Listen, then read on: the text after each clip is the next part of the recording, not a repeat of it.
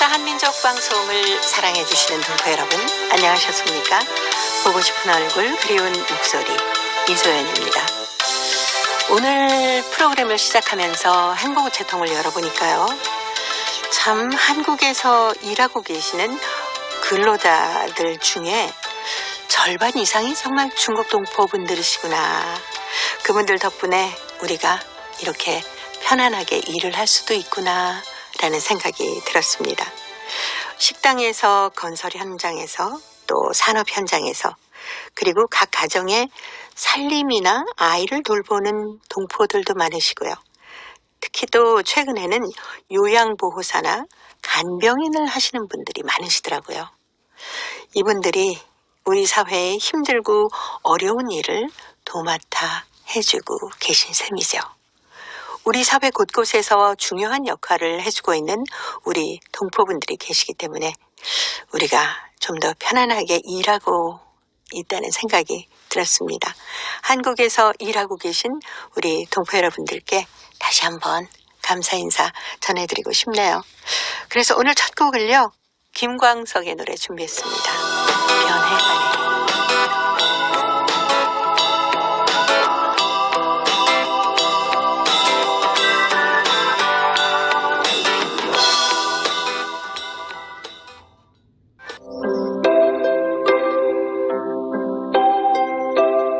동포 여러분의 편지 사연으로 함께하는 시간 행복우체통입니다.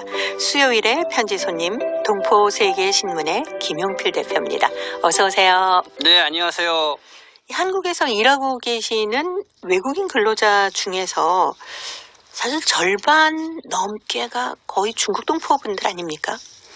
네, 그거를 현황을 좀 말씀을 드리면은 외국인 근로자다 그러면은 그 인원이 한 60만 정도 돼요. 네. 그러니까 외국인 근로자면 2-9 고용 허가제로 들어오신 분들이 네네네. 한 27만 명. 그다음에 중국 동포나 고려인 동포들은 방문 취업 체류 자격으로 계신 분들이 한 20만 명. 이렇게 되고 있거든요. 그 외에 네. 이제는 다른 뭐 선원 비자 뭐 이렇게 해서 전체적으로 한 그렇죠. 57만, 60만 명 가까이 되는데, 근데 이 중국 동포들 같은 경우는 지금 H2 비자 말고 재외 동포 체류 자격으로 계신 분들이 한 40만 명 가까이가 돼요. 네. 그러니까 이분들은 외국인 노동자로 분류는 되지는 않지만은 그렇죠. 실제로 이 요양보호사라든가 그렇죠. 그다음에 식당이나 식당 뭐. 또 가사도우미로 일하시는 분들이 많죠. 특히 이제 연세 드신 분들, 특히 이제 이렇게 일하시는 분들이 많아서 실제적으로 보면 뭐 절반 이상 된다고 봐야죠. 그럼요. 네. 네. 저희가 식당에만 가도 쉽게 만나실 수 있는 네. 분들이 바로 중국 동포 그렇죠. 일하시는 분들이잖아요. 네. 그래서 저는 반가운 마음에 어머 어디서 오셨어요? 그러고 막 여쭤보는데 그러면 왜 묻지? 라는 그래서 아니 반가워서요. 뭐 이렇게 네. 하면 저 연길에서 왔어요. 뭐 아니면 흥룡강성 어디서 왔어요? 이러면서 네. 얘기를 해주시더라고요. 그러니까 지금 중국 동포들 때문에 뭐 어떤 국내 뭐 맞벌이 부부들을 대신해서 아이들을 돌보는 네. 그거 많이 하죠. 많이 하시더라고요. 그 다음에 또 아이들뿐만인가요? 또 노인, 네. 주위의 부모님들도 결국은 중국 동포들이 돌보시다가 이렇게 운명을 달리하시는 네. 분들도 많이 계시고 그러죠. 그래서 이 중국 동포들 한국에 오셔서 아이 울음소리도 가장 많이 들으시면서 또 네. 안타깝게 또 연로하신 네. 분은 부모님처럼 모시고 그러니까요. 계시다가 이렇게 보내드리는 뭐 그런 역할을 많이 하기 때문에 어떻게 보면 한국 사회가 이 중국 동포에 대해서 그런 측면을 좀 잘절히 알면은 상당히 고마워해야 하는데 지금 그런 분위기가 안 서요. 좀 더 노력을 해야 되겠다. 네. 저도 마찬가지 중국 동포의 그런 모습을 좀 많이 알리는데 좀 노력을 해야겠다. 이런 생각을 가져봅니다. 네. 특히 또 어렵고 힘든 일 아닙니까? 네. 아이를 돌본다는 거 아니면 가사도우미, 요양보호사라든가 뭐 간병인 이런 게 힘들죠. 네. 사실 힘든 일이거든요. 그러니까 지금 최근에 그 한 요양공원에서 이렇게 체험담을 저한테 글로 써서 보내주신 분, 그분은 남성분이었어요. 네. 초기에 3개월 동안은 정말 뭐 모든 어깨, 허리, 그렇죠, 골병이 다 그렇죠. 들으셔가지고 네. 아주 힘드셨다고 그런 말씀들을 하시더라고요. 네. 네. 사실 간병일 한다는 게 뭐 간단한 일도 물론 있겠습니다만은 거의 움직이기가 불편한 네. 분들을 돌보시는 거잖아요. 네. 그러면 일으켜 앉히고 씻기고 뭐 하시는 일이 혼자 하기엔 상당히 힘든 일도 많습니다. 네, 네. 그래서 오히려 나중에는 본인도 병이 났다. 네. 그러시는 분도 네. 계시고 아니면 그 집 그 가족들이랑 친자매처럼 지내고 있다 하시는 네. 분도 계셔요. 네. 그러니까 뭐 노인분들 이렇게 좀 많이 앙상하시고 이래서 뭐 큰 힘이 안 들 것 같다 그랬는데 이분들은 아니죠. 본인들이 힘을 못 쓰잖아요. 그러니까 그러니까요. 몸이 축 이렇게 처져 있다 보니까 상당히 그러니까 뭐랄까요? 힘이 많이 든다고 그러더라고요. 네. 그래서 얼마나 힘드시겠습니까? 네. 그래도 묵묵히 살펴드리고 정말 정성을 다해서 살펴드리니까 그 가족들하고도 좋은 관계를 유지할 수 있는 게 아닐까. 참 감사한 일이죠. 그러니까 가사 도우미로 일하시거나 뭐 이런 분들의 얘기를 들어보면은 정말 이 부모님처럼 네. 그러니까 이 부모님한테 못 해드렸던 거를 대리해서 이렇게 이제 해드리는 마음으로 한다 뭐 그런 얘기를 좀 들을 수 있었어요. 근데 요즘 간혹 이제는 방송에 보면은 뭐 아이들 학대 문제, 그다음에 이제는 노인 요양원에서의 또 노인 학대 이런 문제 가끔 네네. 나오잖아요. 근데 이제 그건 아주 일부이고. 그럼요. 근데 중국 동포들은 정말 잘하고 계시다는 느낌을 받아요. 예, 그래서 어쨌든 우리 동포분들이 어떤 우리하고 한 민족으로서의 어떤 네. 감정도 서로 통할 수도 있고 그렇죠. 또 문화가 말동무도 같으니까. 네. 해드리는데 아주 수월하죠. 그렇기 때문에 동포분들이 상당히 의미 있게 일을 하고 계시다라는 그런 생각을 가져봅니다. 네. 어떤 분의 사연이 문득 떠오르는데 유치원 다닐 때부터 이제 가사도우미로 들어가셨대요. 근데 그 집에 아이들이 유치원부터 대학교 들어갈 때까지 그렇죠. 네. 네. 함께 생활을 하시면서 네. 어쩔 수 없이 이제 중국으로 들어가실 때가 됐는데 네. 그 남자 아이들 2명이었는데 애들이 울면서 가지 네. 말라고 네. 사실 엄마가 직장을 다니시기 때문에 아주머니와 함께 지내는 네. 시간이 훨씬 더 많았지 않겠습니까? 네. 그리고 또 가끔 중국어도 가르쳐주고 이러면서 굉장히 정을 많이 쌓았다고 하더라고요. 그러면서 헤어질 때 너무너무 섭섭해서 다 같이 울면서 헤어졌다. 이런 사연을 보내오셨던 분도 기억이 나네요. 그렇게 정이 많으시잖아요. 그렇죠. 근데 여기 이제는 요양보호사가 있고 이제 간병인이 있잖아요. 네네. 그러니까 요양보호사는 이 자격증, 국가 자격증이에요. 이거를 네네. 취득을 하게 되면은 그냥 국가가 이제는 급여를 주는 시스템으로 돼 있어요. 네. 그러니까 국가가 지정한 요양원에서. 근데 이런 요양보호사는 방문 취업 체류 자격으로 계신 분들은 안 되고 네. 대통령 재동포 체류 자격 아, 갖고 계신 분들이 그렇군요. 전문 자격증으로 전문직으로서 네네네. 이렇게 취업 활동할 수 있고 이제 일반 간병인 같은 경우는 일반 이제 사설 간병인 있죠. 그거는 네. 이제 방문 취업 동포들도 뭐 많이 하고 계시죠. 많이들 하고 네. 계시더라고요. 어느 그래서- 정도 일정 기간 정확히 교육을 받고 네. 나서. 네. 그래도 이제 전문 자격증을 취득을 하셔가지고 이렇게 요양보호사로 하시면은 네. 직업에 대한 그 뭐랄까 그렇죠. 자긍심도 있으시고 네. 괜찮은 것 같습니다. 그래서 최근에는 이제 내국인들도 요양보호사 자격증을 많이 따시더라고요. 많이 따시더라고요. 네, 그러면서 네. 나의 이제 부모님을 네네. 이렇게 모시면은 그만큼 또 이렇게 정부가 지급을 해주고 그래서 요양보호사도 상당히 인기 있는 직종으로 요즘 네. 각광을 받고 있는 그런 추세인 것 같습니다. 네, 바로 그런 사연이 오늘 행복우체통에 들어와 있습니다. 대한민국 서울시 광진구의 이화실 씨가 한국 생활에 감사드리며 라는 사연으로 자신이 한국에서 겪은 일들을 적어주셨는데 제가 소개해드리겠습니다. 코로나19로 인해 반년 남짓 기다림 끝에 드디어 10월 26일에 귀국행 항공권을 쥐게 되었다. 그렇게 고대하던 비행기표인데 예상과는 달리 마냥 기쁘지만은 않다. 11년간의 한국 생활에 종지부를 찍는다고 생각하니까 한편 마음이 허전하다.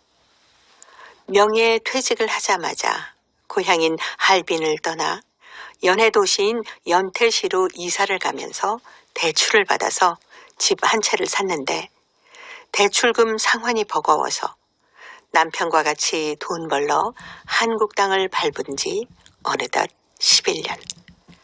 식당 일, 가사 도우미, 중국어 가르치기, 돈벌이가 되는 일은 몸살이지 않고 한 결과 대출금을 다 갚고 2014년 10월에 재입국해서 오늘까지 생활해 오면서 고국인 한국에 정이 푹 들어버렸다.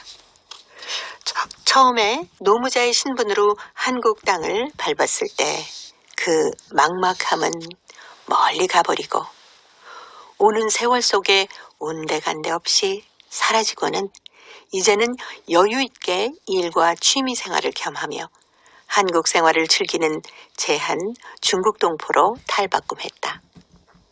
노소 4대가 한 집에 사는 7식솔의 가정집에서 50일 되는 쌍둥이를 돌보는 입주 아줌마로 시작된 한국 생활. 참 힘겹게 버틴 시작이었다. 하지만 하다 보니까 어느덧 한가족 성원이 돼버린 나의 한국 생활. 쌍둥이 자매가 5살이 되던 해 종일반 유치원에 들어가면서 나는 그들 곁을 떠났지만 우리는 지금도 서로 오가면서 훈훈한 정을 나누고 있다. 쌍둥이 자매 이외에도 대전과 서울에서 가사 도우미로 있으면서 주인집 자녀들과 함께 쌓은 미운정, 고운정, 그리고 중국어 과외를 하면서 학생들과 얽히고 설킨 희로애락, 모두가 한국 생활의 소중한 추억으로 나의 마음속에 깊이 각인되었다. 특히 5년 전부터는 취미생활로 KCNTV 한중방송에서 아나운서 삼총사 이야기를 시작하며 KBS 한민족방송에 글도 보내고 출연도 하고 TBS 우리 동네 라디오에 3개월간의 진행자로 선정되기도 해서 인생의 뿌듯함과 성취감을 만끽했다. 다시 말해서 한국에서의 11년은 내가 돈도 벌고 취미 생활도 즐긴 퇴직 이후의 황금 같은 시간이었다. 꿈만 같던 나의 한국 생활과 작별을 앞둔 이 시각. 나는 제한동포들이 돈을 벌 수 있게 정책을 마련해준 한국 정부에게 깊은 감사를 드린다. 그리고 나의 끼를 발휘해서 취미 생활을 즐길 수 있게끔 기회와 활 무대를 주신 KCNTV 한중방송의 전기룬 대표와 KBS 한민족방송 보고 싶은 얼굴 그리운 목소리 담당자분들, 한국에서 방송 활동을 할 수 있도록 가교 역할을 해주신 김보옥 선배님, 이외에도 춤 배우기, 독서하기 등 다양한 취미 생활을 함께하며 동고동락해온 한국의 모든 지인들에게 감사를 드린다. 영원히 잊지 못할 나의 조국, 아름답고 살기 좋은 대한민국이여 안녕 이라는 사연을 보내오셨습니다. 이화실 씨가 정말 저희 보고 싶은 얼굴 그리운 목소리에 왕의 청자셨거든요. 네, 그리고 좋은 사연도 많이 보내오셨었는데 이제 중국으로 가는 비행기를 타고 고향으로 가셨네요. 네. 저도 그동안 참 애 많이 쓰시고 열심히 살아오셨죠. 네, 저도 이 KCNTV 그 대림동에 있잖아요. 네네네, 맞아요. 네, 한중 방송에 이 아나운서 삼총사 이야기에 출연도 했었습니다. 그러셨군요. 하셔가지고 해가지고 저의 쭉 이제 중국 동포와 관련돼서 활동했던 그런 이야기들을 쭉 들려주고 그랬었는데 이화실. 그러니까 이 중국에서도 이제 아나운서로도 이렇게 활동도 하고 그러셨던 것 같아요. 네. 그래서 한국에 오셔서 11년 동안 한국 생활 이렇게 잘 마무리하시고 이렇게 또 떠나시네요. 네. 26일이니까 이제 비행기 타고 고향에 도착하셨을 것 같습니다. 네. 참 한국에서 11년 동안 열심히도 살아오셨구나 하는 것을 편지 사연 속에서 다시 한번 느낄 수 있었고, 저희 동포 노래방에도 출연하셔서 노래도 하셨어요. 그리고 이 한민족 체험수기에 우수상도 타셨고 아마 보고 싶은 얼굴 그리운 목소리 중국에 가셔서도 열심히 들으시고 또 그것 소식도 많이 전해주시리라 생각합니다. 아무래도 또 이제는 한국에서 쭉 경험하셨던 것들을 네. 다시 한번 이렇게 또 상기하시면서 또 이렇게 글도 쓰시고 그걸로 통해서 방송도 계속 하시면은 참 좋은 사연들이 많이 있을 거라고 생각이 들어요. 네. 열심히 일해서 대출금까지 다 갚으셨다고 하니까 아유, 뿌듯하네요. 네. 열심히 일하시고 또 중국 지역에 아파트도 사셨다, 뭐 어쩌셨다, 뭐 이러시는 분들 참 많아요. 그렇죠. 이 동포분들이 그래도 이 한국에 지금 사시는 분들, 뭐 한국 국적까지 취득해서 사시는 분들 한 85만 명 정도 되니까요. 네. 그러니까 중국 동포들 한 반 정도가 결국은 한국에 어느 정도 정착하면서 이제 생활을 하시는데, 이렇게 이제는 이화실 씨처럼 어느 정도 한국 생활에서 됐다가 충분히 좀 고령의 나이가 되고 그러면은 다시 이렇게 그래도 고향이 그리우신가 봐요. 그렇죠. 그래서 다시 네. 연변이라 고향으로 가셔서 거기서 또 이렇게 생활을 하시겠다 하시는 그런 분들도 덜어 있어요. 그래서 다시 이렇게 그 한국 생활을 정리하고 이렇게 들어가시는 분들도 상당수 있는 것 같습니다. 네. 이 추석 연휴 끝나면서 이제 연길로 가는 비행기 네. 편도 열리고 다 해서 가신 분들이 꽤 되신다면서요. 네. 근데 가격이 상당히 비싸요. 이게 8월 일주일에 네. 한 편씩 그 대구공항하고 연결하거든요. 네네. 뭐 인민폐로 한 13,000원? 그러면 우리 돈 한 250만 원 가까이. 보통 때는 그 얼마나 편도만 씁니까? 그전에는 뭐 왕복이 한 60만 원, 어머나. 70만 원이었죠. 네. 그것도 비싸다고 그랬었거든요. 연길표는. 네네네. 일단은 그때 북경 왕복권이 한 50만 원 좌우였는데 이 연길 공항 가는 것만 해도 한 6, 70만 원이었으니까. 근데 지금은 이 코로나19 때문에 모든 노선이 이 끊긴 상태에서 이 연길 가는 게 전 세계 개념으로 운행되는데 이렇게 또 비싸게 이렇게 가시는데 어쨌든 그래도 이화실 씨 이렇게 잘 정리해서 가시는 모습 보니까 네. 뿌듯하다는 생각이 같습니다. 네. 저는 또 이하실 씨를 뭐 노래방에서도 그렇고 초대 손님으로도 네. 나오셨었고 또 우수상 수상도 하시면서 여러 번 뵙기 때문에 굉장히 참 편안하게 지내던 중국 동포 친구 같은 네. 그런 분이셨는데 중국으로 들어가셨다고 하니까 조금 좀 마음이 허전해지는 그런 느낌도 받습니다. 그래도 연기로 들어가셨지만은 뭐 계속 KBS 이쪽에 그럼요. 사연도 보내주시고 네. 그래서 또 안부도 전할 수 있을 거라고 생각이 듭니다. 네, 조항조 노래 보내드립니다. 고맙소.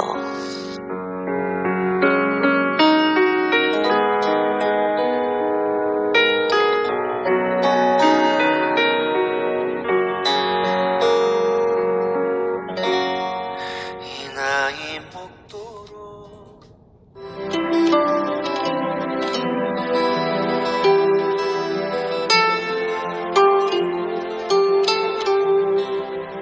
동포 여러분의 따뜻한 사연으로 아름다운 추억을 만들어 드립니다.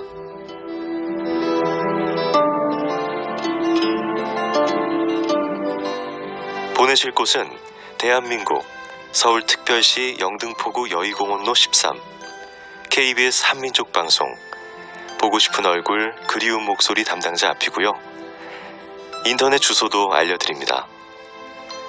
KBS 홈페이지 www.kbs.co.kr에 접속하신 다음 라디오, 한민족 방송, 보고 싶은 얼굴 그리운 목소리를 순서대로 클릭하신 다음 청취자 참여 코너에 글을 남기시면 됩니다.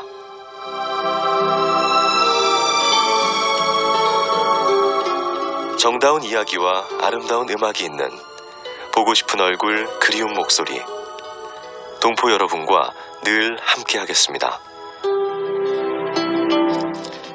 수요일의 행복우체통 동포세계신문의 김용필 대표와 함께하고 있습니다. 자, 오늘 두 번째 사연 중국 흑룡강성 방정현의 윤시운 씨가 보내오셨습니다.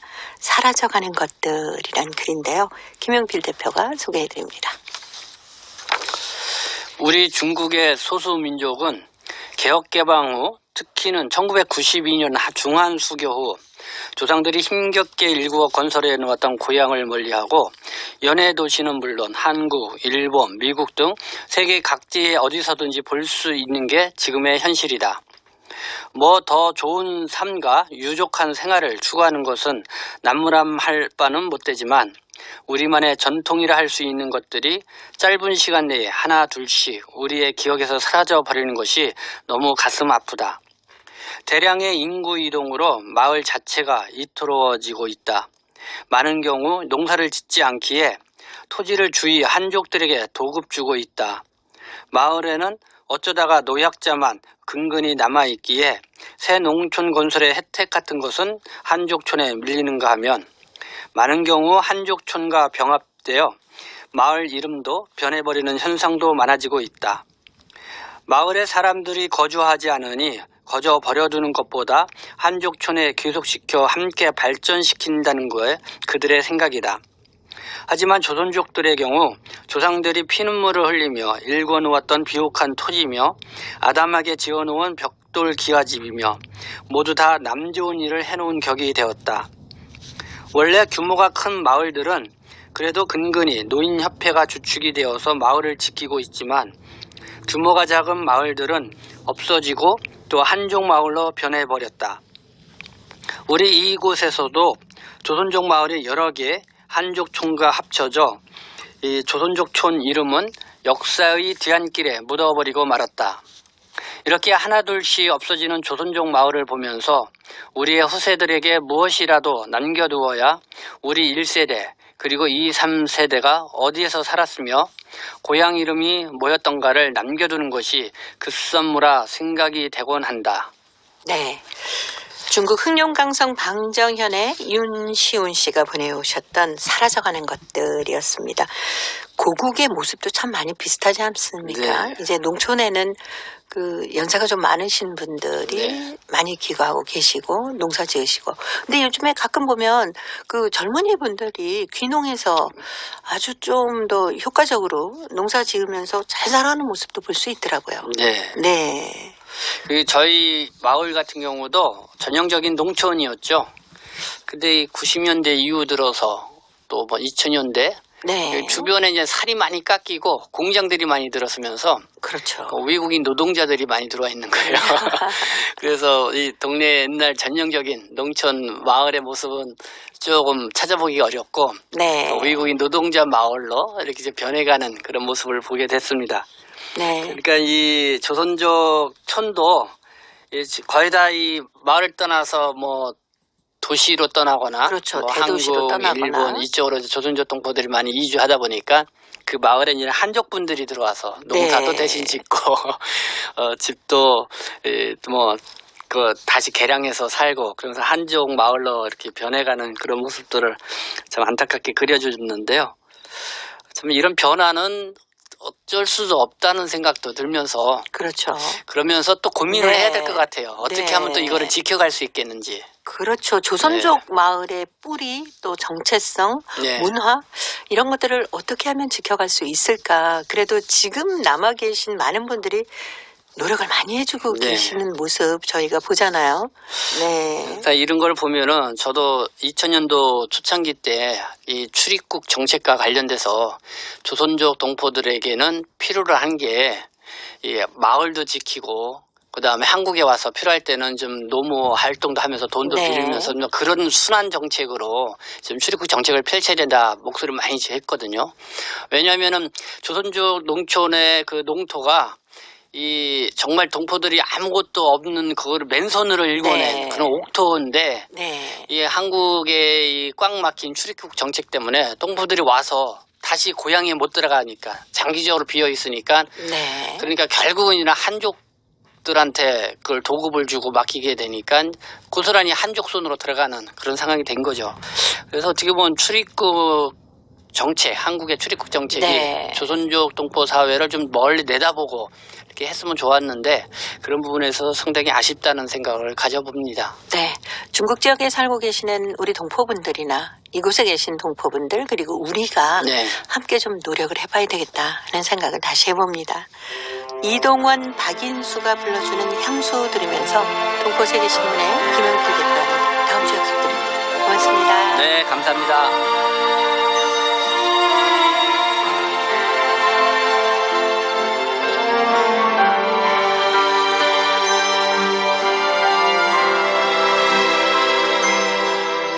넓은 벌동 쪽